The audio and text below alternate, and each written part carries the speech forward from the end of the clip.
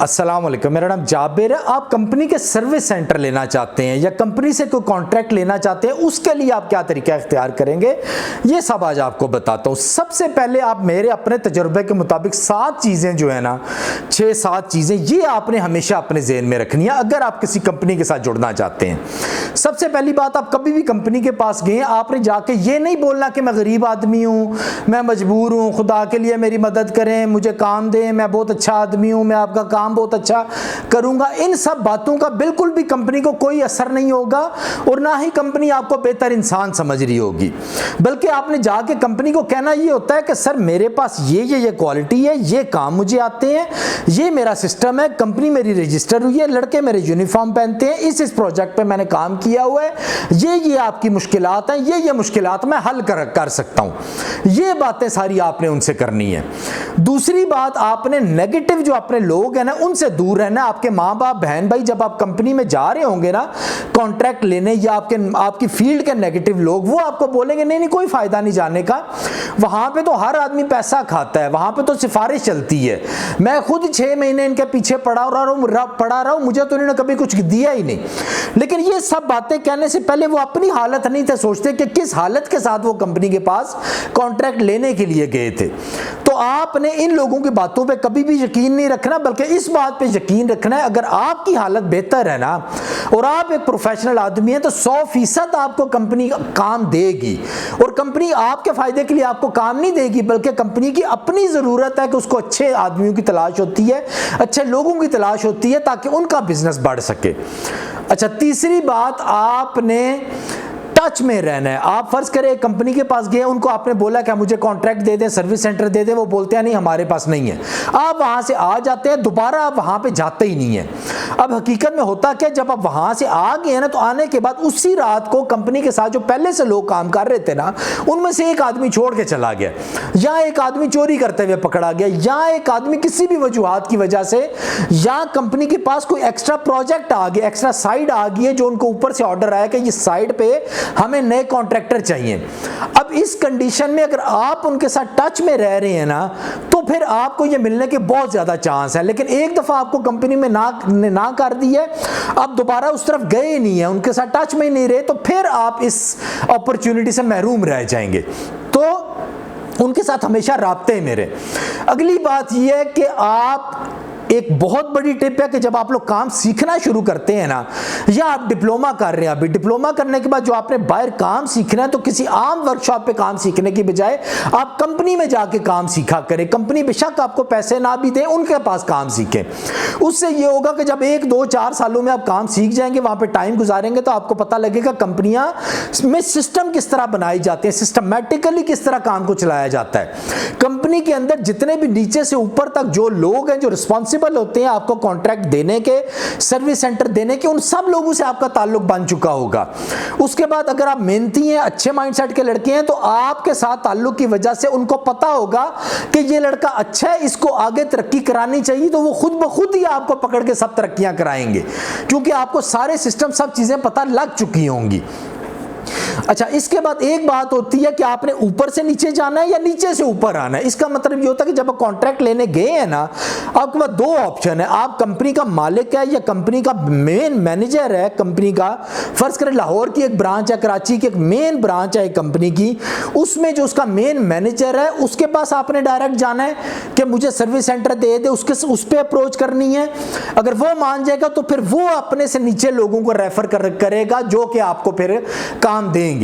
दूसरी अप्रोच ये होती है कि मेरे में इतनी क्वालिटी नहीं है, मेरे में इतना एक्सपीरियंस नहीं है कि मैं ऊपर जाके उसको प्रूव कर सकूं कि मैं एक बहुत बेहतर इंसान हूं, मेरे में कुछ कमियां कोताहियां हैं। तो दूसरा ऑप्शन ये होता है कि हम नीचे से स्टार्ट लेते हैं।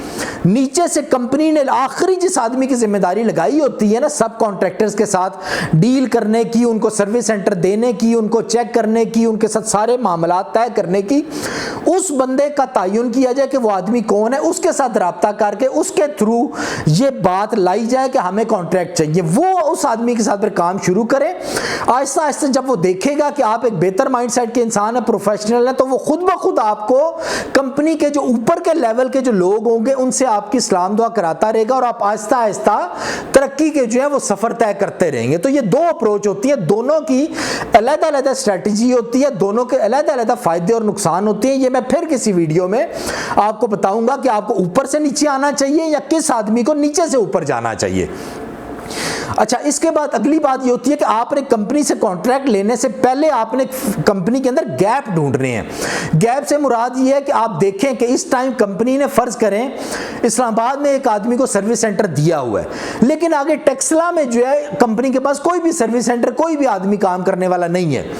तो अब कंपनी को वहां पे मुश्किल होती है लड़कों को भेजने में, क्योंकि कंपनी से कस्टमर जो है वो एसी तो खरीद रहे हैं। तो अब ऐसी कंडीशन में आपको इस गैप का पता है, तो आपने कंपनी को ये के पास जाके जब पूरी बात करनी है, आपने बताना है कि सर आपके इस्लामाबाद में तो मौजूद है, टेक्सला में मौजूद नहीं है, वहां का जो कॉन्ट्रैक्ट है या वहां का सर्विस सेंटर हमें दे दें। या पिंडी इस्लामाबाद में तो आपका मौजूद है लेकिन मरी में आपका मौजूद नहीं है। अब जब मरी में नहीं है मौजूद तो मुझे वहां पे दे दे। ये वाला कॉन्ट्रैक्ट अगर आपको मिल जाएगा तो आपको बचत बहुत कम होगी, आपको मुश्किलात बहुत ज्यादा उठानी पड़ेंगी, लेकिन फायदा ये होगा कि जब 2, 4, 6 महीने आप कंपनी की इस मुश्किल को हल कर लेंगे तो कंपनी के अंदर आपका नाम आहिस्ता आहिस्ता बनता जाएगा, बेहतर लोगों में शुमार होना शुरू हो जाओगे।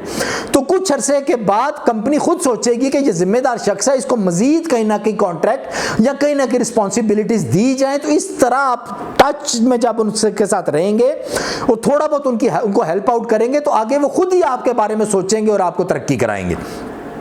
अच्छा, इससे अगली बात जो आपने 7वां पॉइंट जो आपने जेहन में रखना होता है वो ये कि आपने ये सोचना है कि कंपनी के माइंड में क्या चल रहा होता है, कंपनी को कैसे लोगों की रिक्वायरमेंट होती है। कंपनी के जेहन में अक्सर ये होता है कि नहीं, जिस लड़के के जिस कंपनी के पास मैन पावर ज्यादा हो, मैन पावर ज्यादा हैंडल कर सकता हो, उसको हमें अपने साथ जोड़ना है।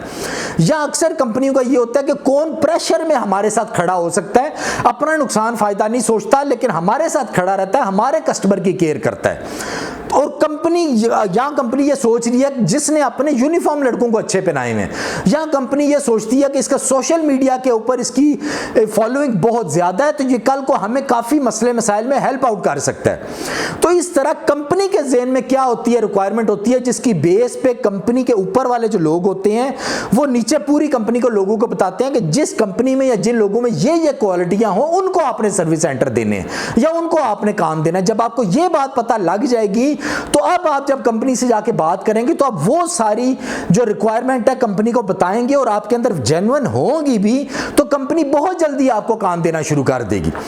अच्छा, अब अगली बात, कंपनियां कॉन्ट्रैक्ट किस तरह लिए जाते हैं, ये तो अपने एक्सपीरियंस के 7 पॉइंट मैंने बताए हैं ना।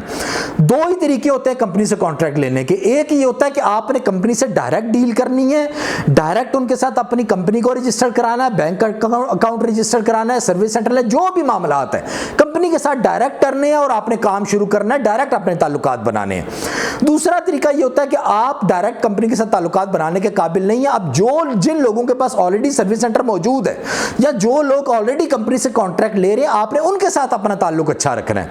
जब उनके साथ आप ताल्लुक अच्छा रखेंगे, उनकी हर मुश्किल में मदद करेंगे, तो आगे आहिस्ता आहिस्ता ये टाइम आएगा जब ये वाले लोग खुद ही कंपनी के अंदर आपको इंट्रोड्यूस करा रहे होंगे, या कंपनी की तरफ से जब भी ज्यादा काम आएगा तो वो ज्यादा काम आपकी तरफ शिफ्ट कर दिया करेंगे। क्योंकि कंपनियों में अक्सर ऐसा काम आता है कि जो सीजन में ज्यादा हो जाता है, जो उन्होंने ऑलरेडी अपने साथ सब कॉन्ट्रैक्टर होते हैं उनको चला रहे होते हैं, लेकिन एकदम से सीजन में काम ज्यादा आ गया। उस सूरत में जो आदमी करीब करीब मौजूद होता है, बेहतर माइंडसेट का होता है, उसका एंट्री करने के चांस बहुत ज्यादा हो जाते हैं। और इसका सबसे बड़ा एंटर होने का जो तरीका होता है वो यही होता है कि जो सब कॉन्ट्रैक्टर होते हैं उनसे आपका ताल्लुक अच्छा और वो आगे आपको आहिस्ता आहिस्ता एंटर कराना शुरू करें। अगली बात यह है कि कंपनी किन लोगों को देती है काम। कंपनी जैसा कि पहले भी बताया, कंपनी के ऊपर मालिक होता है, नीचे मैनेजर होते हैं, बाकी पूरा स्टाफ होता है। तो कंपनी को अच्छे लोगों की तलाश होती है जो काबिल भी हो, ईमानदार भी हो, मेहनती भी हो, रश के अंदर वो हैंडल भी कर सकते हो, यानी प्रेशर भी हैंडल कर सकते हो, ये तमाम मामला जिसमें हो। तो जब आपके अंदर ये सब क्वालिटियां मौजूद हैं तो आपको कंपनी लोकल लोगों को नहीं प्रेफर करती कभी भी, वो मजबूरी की हालत में कभी हर दूसरे अरे गैरे को काम दे रही होती है, वरना कंपनी की हमेशा तलाश होती है हमें बेहतर माइंड के साथ, प्रॉपर रजिस्ट्रेशन के साथ लोग मिले तो उनके साथ काम करें, क्योंकि उनके साथ फ्रॉड होने के चांस कम होते हैं और काम पूरा सिस्टम के साथ चल रहा होता है। अगली बात, अब कंपनी के पास वो क्या क्या काम होते हैं जो आपको मिल सकते हैं। एक चीज कंपनियां जो होते हैं वो सर्विस सेंटर अपने देती हैं। सर्विस सेंटर के अंदर, या सर्विस सेंटर कह रहे हैं उनको या फ्रेंचाइज कह रहे हैं, उनमें प्रॉपर ऑफिस बनाए जाते हैं, प्रॉपर वर्कशॉप बनाई जाती हैं, उसमें फिर आपको इंस्टॉलेशन मिलती है। कुछ कंपनियां होती हैं जो फ्री इंस्टॉलेशन अपने कस्टमर को दे रही होती है। जब भी उनसे कोई एसी परचेज करता है तो वो फिर आपको बोलते हैं कि आप इनकी इंस्टॉलेशन करके आए, उसके बदले आपके साथ एक पैसे तय किए जाते हैं जो कि हर महीने आपके अकाउंट में आते हैं। दूसरी बात, इन कंपनियों ने वारंटियां या गारंटियां दी होती हैं अपने कस्टमर को कि आप अगर ये एसी हमारे से परचेज करेंगे तो कंप्रेसर अगर 10 साल में खराब हो गया तो वो हम रिस्पॉन्सिबल हैं आपको नया कंप्रेसर देने के। तो जब भी ये उनकी कंप्लेन आती है तो ये कंप्लेन आपके सर्विस सेंटर को मिलेगी, आपके लड़के जाएंगे, वो कंप्रेसर चेंज करेंगे और उसके बदले कंपनी जो है वो आपको पैसे दिया करेगी। अच्छा, इसके बाद अक्सर क्या होता है कि नए बड़े बड़े कॉन्ट्रैक्ट होते हैं। कंपनी है ना, एक आदमी है, उसने 8, 10, 12 मंजिल का प्लाजा बना लिया, अब उसके अंदर उसने HVAC के सिस्टम लगाने हैं। अब उसको ये ख्वाहिश होती है कि कंपनी से काम कराया जाए, क्योंकि कंपनी के लोग प्रोफेशनल होते हैं, उनकी गारंटी भी होती है, वो सही तरीके से काम करते हैं। तो वो कंपनी को बोलते हैं कि हमारा ये सिस्टम, चाहे पैकेज यूनिट है, चाहे कोई चिलर है, चाहे कोई VRV VRF है, चाहे कोई 5-600 स्प्लिट एसी लगाना है, तो वो कोई भी काम है कंपनियों को देती हैं। तो कंपनियां फिर आगे देखती हैं कि उनके जो सब कॉन्ट्रैक्टर अच्छे होते हैं उनके साथ, उनको फिर वहां से वो काम दिया जाता है। अच्छा, इसी तरह फिर कुछ ब्रांचेस होती हैं, जैसे अब इस्लामाबाद में एक स्कूल है जिसकी 50-60 ब्रांचेस हैं। अब वो स्कूल की जो ब्रांचेस हैं, वो भी स्कूल के मालिकान जो है उनकी कोशिश होती है कि प्रोफेशनल लोगों को काम दिया जाए। वो अब कंपनी से कांटेक्ट करते हैं कि हमने हर साल मेंटेनेंस करानी होती है, हमने ईयरली मेंटेनेंस करानी है, हमने मंथली करानी है, जो भी करानी है वो कंपनी को बताते हैं, और कंपनी पर देखती है कि हमारे पास कौन से बेहतर लोग अटैच्ड हैं हमारे साथ जिनको ये काम दे दिया जाए। तो ये फिर मेंटेनेंस का काम जो है ये भी इनको मिल जाता है। अच्छा, अगली बात और क्या काम होता है कि सेल परचेज का होता है। अक्सर कंपनी में ने हर अपने जगह पे यूनिफॉर्म देना है। अगर आप यूनिफॉर्म उनको सप्लाई कर सकते हैं, अगर उनका कोई मशीनरी, कोई एसीज के अंदर कोई स्पेयर पार्ट्स है, कोई सेंसर है, कोई भी और चीजें हैं, गैसेज हैं, आप गैस के इंपोर्टर हैं बहुत बड़े, आप गैस इंपोर्ट करते हैं, आप कंपनी को वो बेच सकते हैं। इस तरह से बहुत सी चीजें ऐसी होती हैं जो कंपनियों को चाहिए होती है, जो कंपनी आप लोगों से परचेज करती हैं। लेकिन ज़हन में ये रखें कि कंपनियां उन्हीं को ही अपने साथ जोड़ती हैं जो सिस्टमैटिकली और प्रोफेशनली काम कर रहे होते हैं, बाकायदा रजिस्टर होते हैं, ताकि उनको ये डर ना हो कि ये पैसे मार के भाग जाएगा या हमारे कस्टमर को खराब करेगा, या हमारी जो रिक्वायरमेंट होती है, पेपर वर्क होता है या डॉक्यूमेंटेशन होती है कस्टमर के साथ, हमारे साथ, ये सब चीज़ें जो इंसान पूरी करता है, कंपनी उसी को ही अपने साथ जोड़ती है। उसके बाद अक्सर कंपनियों के ज़हन में ये होता है कि हाँ, ये सब लोग तो हमारे साथ जुड़े हुए हैं, लेकिन सीजन में अगर हमारे पास एकदम से ज़्यादा काम आ जाता है तब हम क्या करेंगे। तो वो ऐसे लोगों को भी ज़हन में रखते हैं जो बेहतर माइंडसेट के होते हैं, जो साथ मुकम्मल जुड़े तो नहीं होते, लेकिन सीजनल उनके ज़हन में होता है कि अगर हमारे पास प्रेशर ज़्यादा आ गया तो हम इन लोगों को यूज़ कर लेंगे। तो इस तरह बहुत से चीज़ें होती हैं। इसके अलावा भी मज़ीद कई चीज़ें होती हैं जो कंपनी के पास होती हैं आप लोगों को देने के लिए। अच्छा, अगली बात, आपने कंपनी से कॉन्ट्रैक्ट लेना तो आपने जाना कहाँ है। दुनिया इसी तरह इधर उधर फिरती रहती है, लोगों को बोलती रहती है मेरे को सलाम दुआ करा दो, मैं किससे रब्ता करूं, कॉन्ट्रैक्ट किससे मिलेगा। तो कंपनी में सबसे ऊपर कंपनी का मालिक होता है, उसके नीचे एक मेन हेड ऑफिस होता है जिसमें उनका मैनेजर बैठा होता है। वो जो मैनेजर होता है या मेन जो ऑफिसर होता है, उसके बाद मालिक के बाद वो सबसे बड़ा होता है फैसले करने वाला। उसने फिर आगे क्या होता है, रीजन में डिवाइड किया होता है सब एरिया को। मसलन पंजाब रीजन एक है, पंजाब रीजन में अगर बहुत ज्यादा शहर मौजूद है तो इसको 2 में डिवाइड किया होगा। फर्ज करें आप सरगोदा में रहते हैं तो उसका नाम उन्होंने रखा होगा रीजन 1। अब इस रीजन 1 का एक जो है वो सरबराह होगा जो ये सब तय करता है कि इस रीजन में किस किस को मैंने कॉन्ट्रैक्ट देने हैं। अच्छा, अब उसके अंदर सरगोदा ब्रांच के अंदर एक मैनेजर होगा फिर जो उस पूरी ब्रांच का मैनेजर होगा। उस ब्रांच के अंदर सिर्फ एक काम नहीं चल रहा होगा, उसमें डीलर जो एसी बेचते होते हैं उनको भी डील किया जा रहा है, इंस्टॉलेशन वालों को भी डील किया जा रहा है, कॉन्ट्रैक्ट देने वालों को भी डील किया जा रहा है, सबको डील किया जा रहा है। अब वो जो ब्रांच मैनेजर है ना सरगोदा का, उसने आगे सबको जिम्मेदारियां बांटी हुई हैं। अब मुझे अगर इंस्टॉलेशन का काम चाहिए तो उसी ब्रांच के अंदर एक इंस्टॉलेशन का जिम्मेदार आदमी है जो उस ब्रांच मैनेजर ने बनाया हुआ है, जिसके पास सारी रिस्पॉन्सिबिलिटी है।